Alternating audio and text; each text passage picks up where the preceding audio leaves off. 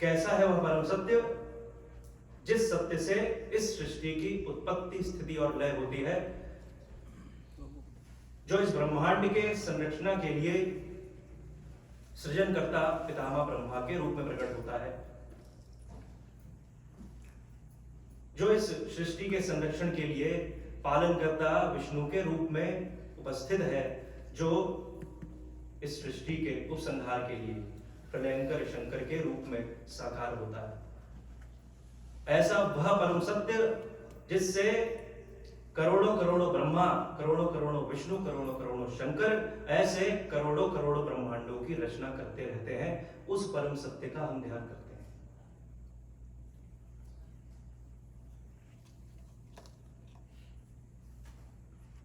वह परम सत्य, उसकी प्रेरणा से ही जो त्रिदेव है वह प्रकट होते हैं।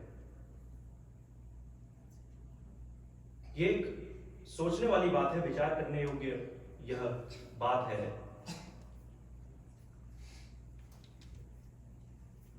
बहुत से सूत्रों का,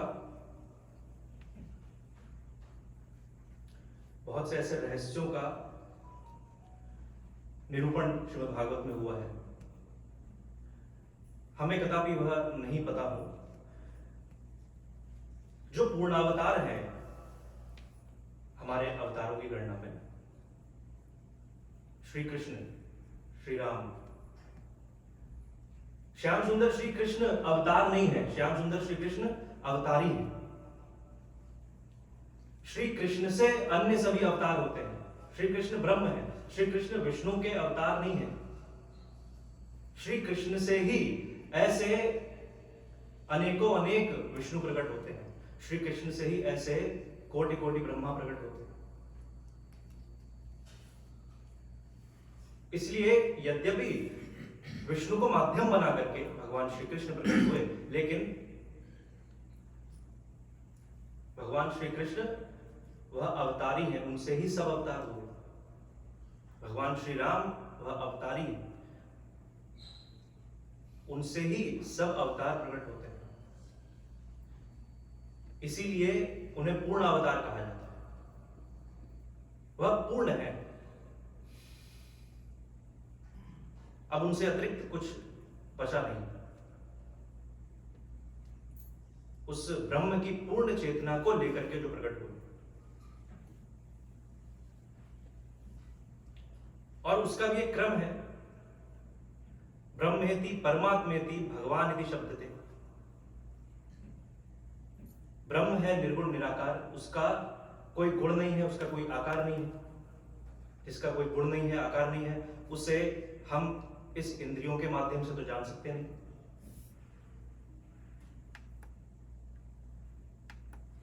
जैसे आकाश मंडल पे बिजली चमकती है, वह बिजली, उसका ना कोई आकार है और ना ही कोई गुण है, हमारे जीवन में किसी उपयोग की नहीं है वो।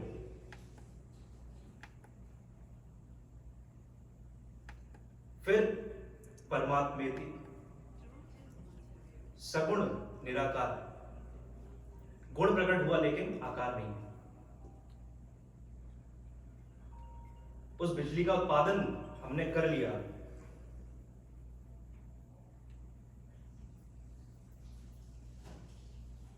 अपने सुविधा के लिए, लेकिन अभी भी हमारे जीवन में वह बिजली, वह विद्युत हमारे घरों को प्रकाशित नहीं कर सकती। तब ब्रह्मेति परमात्मेति भगवान इति शब्द थे। जब भगवान के रूप में, जब वही बिजली जो आकाश मंडल पे धधकती है, गरजती है, जब हमारे घर को आ जाती है, हमारे इलेक्ट्रिकल अप्लायंसेस उस बिजली से, उस ऊर्जा से ऊर्जावान होकर के जब हमारे जीवन में, हमारे घरों में प्रकाश कर देते हैं, तब वह हमारे जीवन में उपयोगी हो जाती है। इसलिए वह ब्रह्म, जिसका कोई गुण, जिसका कोई आकार नहीं है, जब वह भगवान बनकर के प्रकट होता है, जब वह कृष्ण के रूप में आता है, जब वह राम के रूप में आता है, तब हमारे जीवन में प्रकाश उपलब्ध होता है, तब हमारा जीवन प्रकाशित हो जाता है। तो भगवान के अवतार का एक क्रम है। श्री व्यास ने कहा सत्यम परम धीमहि, परम सत्य की बात कही। जन्मादस्य यतः, जिससे जन्म इस सृष्टि का, जिस सृष्टि की संरचना होती है, जिससे ही इस सृष्टि का संरक्षण होता है, पालन होता है, और जिससे प्रलय के उस क्षणों में, जिसके ही संकल्प से यह सृष्टि नष्ट हो जाती है, विध्वंस हो जाती है। ऐसे उस परम सत्य का हम सब ध्यान करते हैं। श्रीमद् भागवत का यह प्रथम मंगलाचरण है। श्री व्यास ने लिखा, धर्म प्रोक्षित केतवो अत्र निर्मत्सराणाम सदाम, वेद्यम वास्तव मत्र वस्तु शिवदम तापत्रयोन्मूलनम, श्रीमद् भागवते महामुनि कृते किं वा परैरीश्वरः सद्यो हृदय अवरुद्धते यत्र कृतभिः शुश्रू शुभिस्तक्षणात्।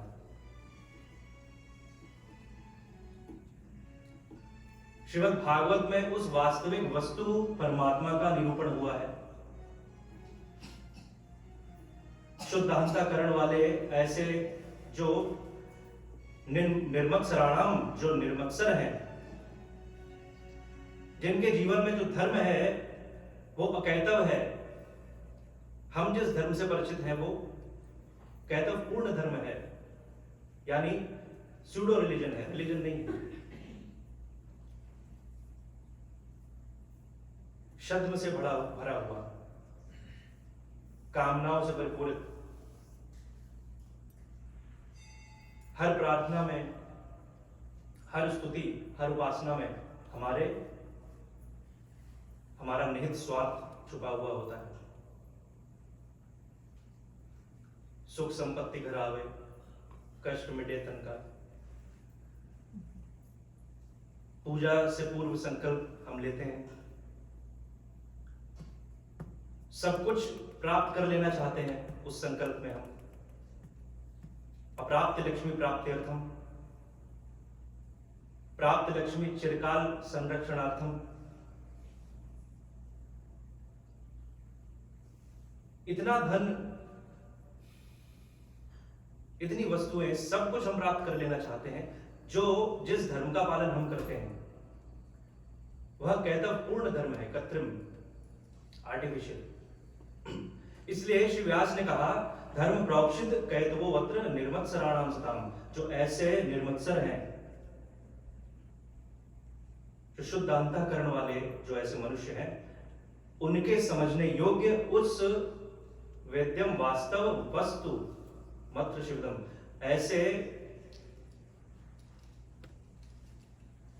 जो निर्मत्सर जो मनुष्य हैं, उनके जानने योग्य उस वास्तविक वस्तु परमात्मा का निरूपण मैंने इस भागवत शास्त्र में किया है। श्रीमद् भागवते महामुनि कृते किं वा परैरीश्वरः, इनसे अतिरिक्त अब और किसी ईश्वर की खोज करना व्यर्थ है। यह साधन भी है और साध्य भी है।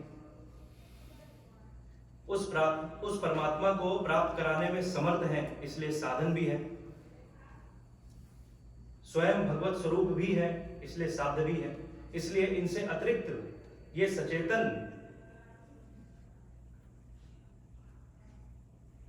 तेजस्व मूर्ति है श्री भगवान की, श्रीमद् भागवत महापुराण। इसलिए अब इनसे अतिरिक्त किसी अन्य ईश्वर की खोज करना व्यर्थ है। सद्यो हृदय अवरुद्धते यत्र कृतभिः शुश्रूषुभिस्तक्षणात्। श्रीमद् भागवत एक ऐसा शास्त्र है जहां भविष्य का कोई आश्वासन नहीं है। शुश्रूषुभिस्तक्षणात्, अन्य जितने भी कर्मकांड हैं, जितने भी उपासनाएं हैं, जितने भी यज्ञ आदि अनुष्ठान हैं, सब में एक आश्वासन है, एक आश्वासन, एक प्रॉमिस। अब प्रॉमिस पूरा हो ये ना हो, इसकी कोई गारंटी नहीं। और उसमें भी विधि और निषेध पूर्व विधि और निषेध पूर्वक व्यवस्थाएं हैं, विधियां हैं। ऐसा करो, फिर ऐसा करो, फिर ऐसा करो। निषेध है, ये मत करो, ये मत करो। भूमि शयन करो, ब्रह्मचर्य का पालन करो, व्रत करो, और तब जाकर के उसका फल भविष्य में यदि हुआ तो कभी संभव है। लेकिन श्रीमद् भागवत ये एकमात्र ऐसा शास्त्र है, सद्यो हृदय वृद्धते यत्र पृथ्वी शुश्रूषुभिस्तक्षणात्। यदि किसी को पानी दें पीने को, कोई प्यासा हो और पानी दें और साथ में उसको ये भी कहें कि पानी आज तो पी लो लेकिन प्यास बुझेगी कल, ऐसे पानी का क्या उपयोग है, क्या लाभ है ऐसे पानी का? पानी तो वह है कि घुट घुट करके पीते चलो और साथ ही साथ तुष्टि पुष्टि शुद्धा निवृत्ति होती चली जाए। तत्क्षणात्, अभी इसी क्षण, हमको तो अभी चाहिए। एकमात्र श्रीमद् भागवत शास्त्र। एक एक करके श्रवण करते चले जाओ और साथ ही साथ तृप्ति होती चली जाएगी। ऐसा यह श्रीमद् भागवत शास्त्र है।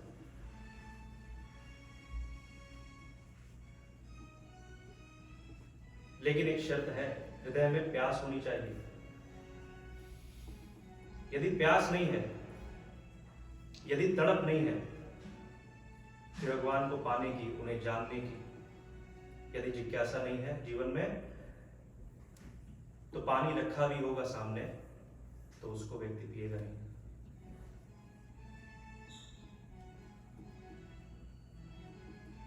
निगम कल्प तरोर गलितम फलम शुक मुखाद अमृत द्रव संयुतम।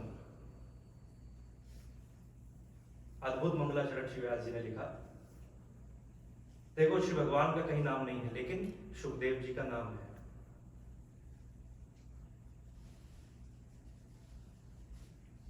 शुक मुखाद अमृत द्रव संयुतम पिबत भागवतम रसमालयम मोहिर्हो रसिका भुवि भावुका। श्रीमद् भागवत को कल्प वृक्ष का फल बताया है। और कैसा? गलितम फलम शुक मुखाद अमृत द्रव संयुतम। श्री सुखदेव जी के द्वारा परीक्षण किया हुआ यह फल। सुखदेव जी के द्वारा प्रमाणित है।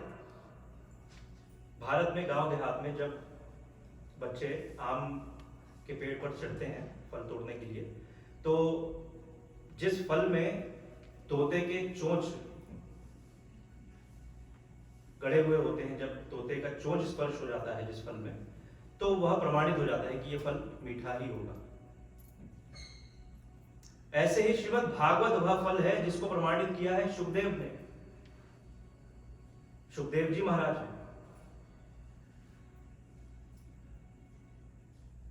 सुखदेव जी कोई तोते नहीं है, लेकिन सुख जैसा स्वभाव है,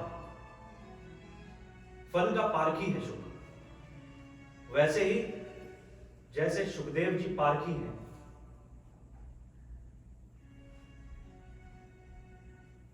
श्रीमद् भागवत ही चुना उन्होंने परीक्षित को मुक्ति दिलाने के लिए। पारखी उस फल के। पिबत भागवतम रसमालयम। बड़ी अटपटी बात लिखी है यहां पे। पहले तो लिखा निगम कल्प तरोर गलितम फलम, श्रीमद् भागवत फल है, और फिर लिखा पिबत भागवतम रसमालयम, यह फल है और इसको पियो।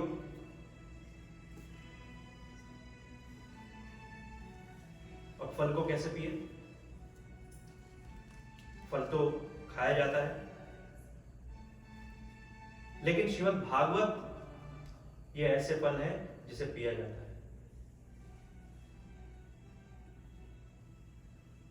और सभी जो फल होते हैं उसमें विधि निषेध पूर्वक अवरोधक तत्व होते हैं।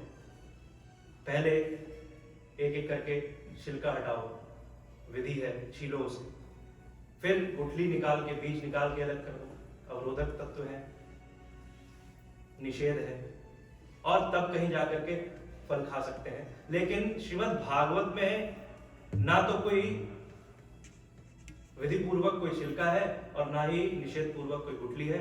यह तो पूर्ण रूप से गला हुआ फल है, पेय है, पीने योग्य है।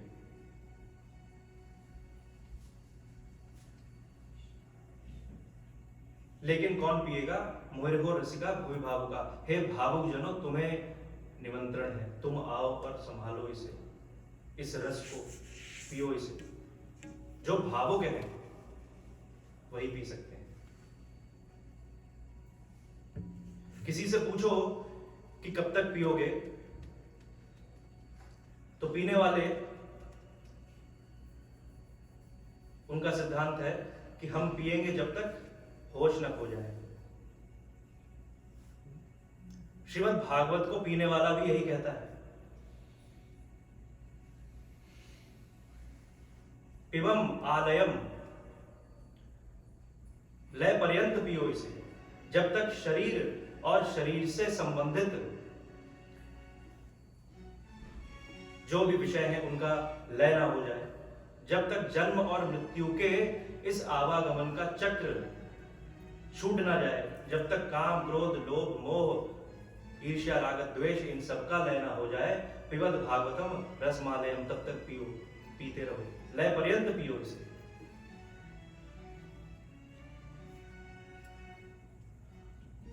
ऐसा यह श्रीमद् भागवत महापुराण श्री व्यास जी ने मंगलाचरण किया। जो भावुक हैं, जो रसिक हैं, उनके जीवन में सहज ही संभव है श्री भगवान का साक्षात्कार, श्री भगवान की प्राप्ति। यदि भाव नहीं है,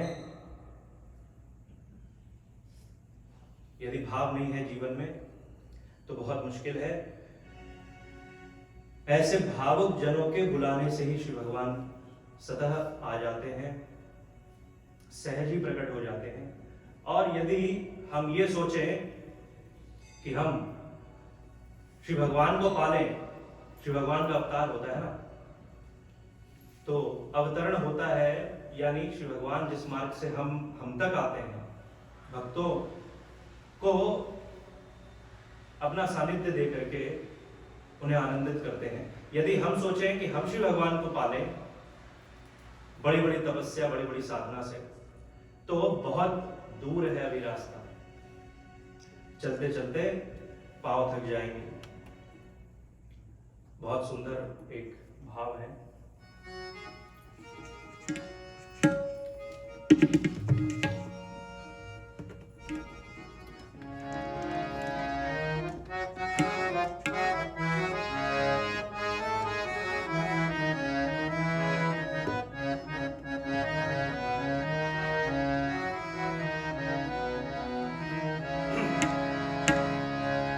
चलत डहरिया पिरा जल पावरे।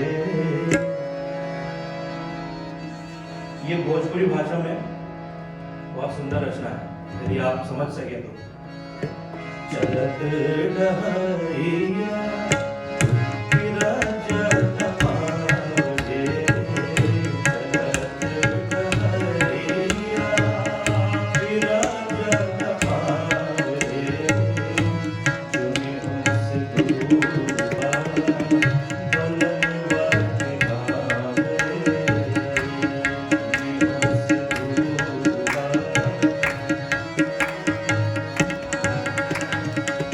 चलत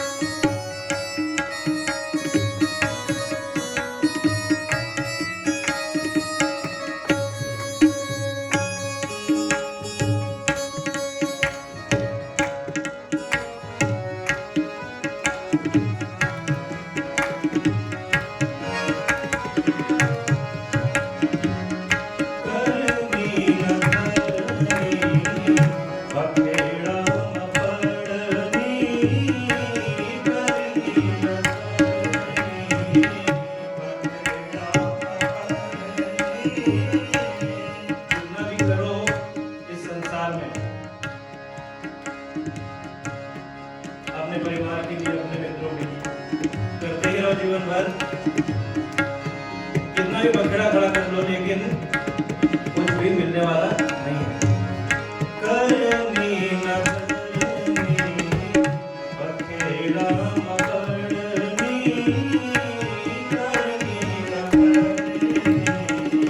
बखेड़ा न करनी, बड़े कठिन बाबा, कैला बैतरणी,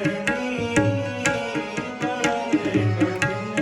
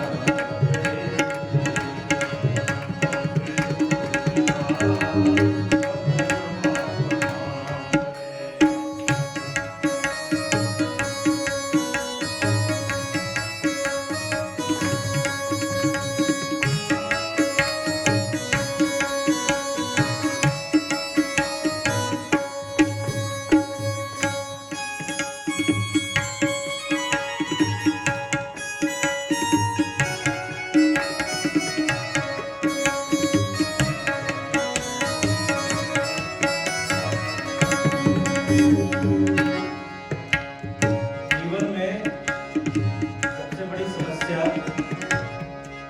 हमने क्या किया, हमने क्या पाया, उससे नहीं है। सबसे बड़ी समस्या है कि जो बगल में पड़ोसी है उसने कितना कमा लिया, हमसे ज्यादा क्यों मिल गया उसको। सबसे बड़ी समस्या ऐसी बात है।